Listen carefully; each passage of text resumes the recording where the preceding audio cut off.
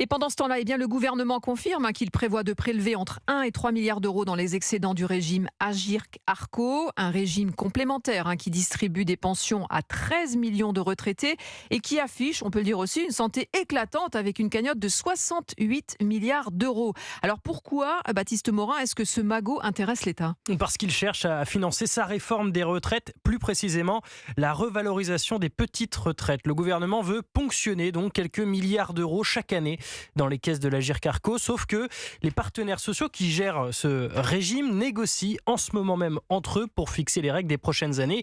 Il est question d'abandonner la décote en vigueur qui a permis de dégager ces excédents florissants et puis de revaloriser les retraites complémentaires des salariés du privé à hauteur de 5% à partir du 1er janvier. Pour Michel Bogas de Force ouvrière qui était sur Europe 1 ce matin face à Alexandre Lemaire, les projets du gouvernement mettront à mal ceux de l'Agirc-Arrco. Le gouvernement vient obérer les possibilités de l'Agirc-Arrco de pouvoir augmenter comme il faut les pensions de retraite du privé. C'est une espèce de détournement de fonds que fait le gouvernement. Détournement de fonds donc de l'exécutif, faux, répond Olivier Dussopt, le ministre du Travail, invité de Sonia Mabrouk sur Europe 1 et CNews. Cet argent dont on parle, le milliard d'euros environ à horizon 2026, c'est un argent qui n'existerait pas s'il n'y avait pas eu la réforme. Donc l'État n'est pas en train de piquer de l'argent aux retraités du privé. Je conteste ces termes, effectivement.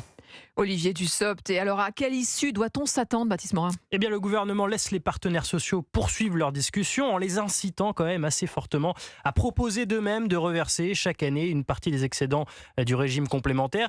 Participation spontanée en quelque sorte, mais syndicats et patronat n'ont pas trop le choix. Faute d'accord, Olivier Dussopt laisse planer la menace d'une mesure dans le projet de loi de finances de la sécurité sociale qui sera débattu au Parlement dans les prochaines semaines.